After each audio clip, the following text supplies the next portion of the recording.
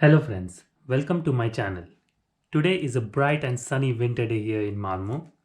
Although the temperature outside is hovering around -5 degrees Celsius, but seeing the sun out, it almost feels like spring is just around the corner.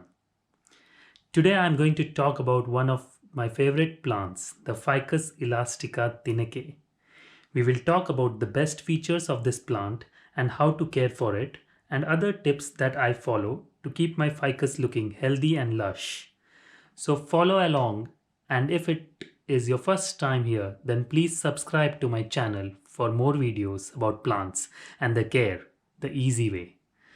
Click the bell icon to be notified of new videos as and when I post them. So without further ado, let's get started. The Ficus elastica comes in many varieties, but the one that I have with me is the Ficus elastica Tineke, aka the Ficus elastica variegata, and it's also known as the rubber fig.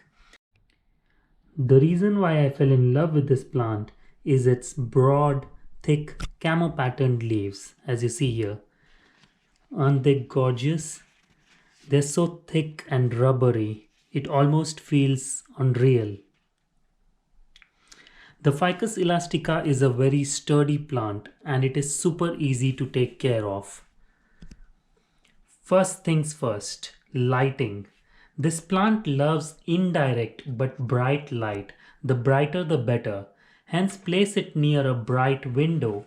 But be sure to take care of two things.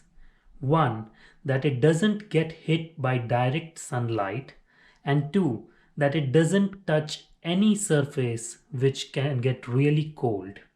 Both of these will cause burn marks on the leaves like the one you see here.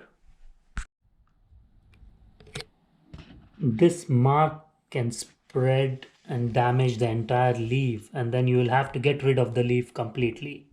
I have lost quite a few leaves because of this when I left my ficus in direct sunlight for just a couple of days when I was out of town. Next comes water. This plant needs to be completely dry in its soil before you water it. In order to find out whether it's completely dry, stick your finger in the pot as far as you can and feel the moisture. You will come to know whether it's completely dry or not. If it's dry, you will not find anything sticking to your finger. Also, another way is to lift the plant up, and if you feel that the pot is lighter than it usually is, that means it's time to water it. Water this plant thoroughly by letting the water run through the pot a few times. As with any house plant, even this plant needs a fertilizer. I fertilize this plant using a liquid fertilizer once a month, especially during spring and summer months when it grows the most. Any store-bought liquid fertilizer works well. Let me know if you want to know which specific fertilizer I use, and I will add a link in the description. Let's talk about soil. I use a regular potting mix, taking care that there are enough holes in the pot to facilitate a good drainage. That's it. This plant is super friendly and least fussy when it comes to its soil needs. The keyword here is good drainage. Personally, I add some stones, some loose stones, some wood chips, etc. in order to improve drainage.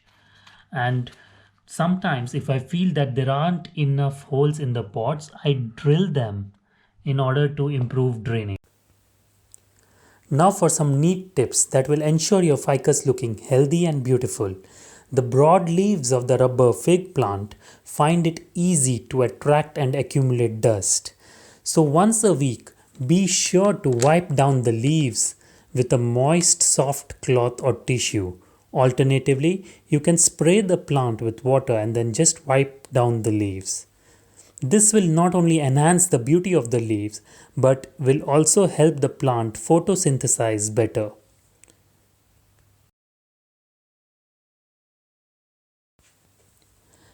Tip number 2. Every few days, I spray the plant lightly with room temperature water to help create a humid environment around the leaves. This mimics their tropical natural habitat and helps them grow better. Tip number 3. If you live in the northern hemisphere, which have harsh winters, then you need to take care to keep the plant slightly away from windows during winters to avoid cold burns. That's it for this video, friends. I hope you liked it.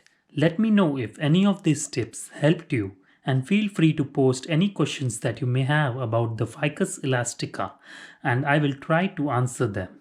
Thanks a lot for watching.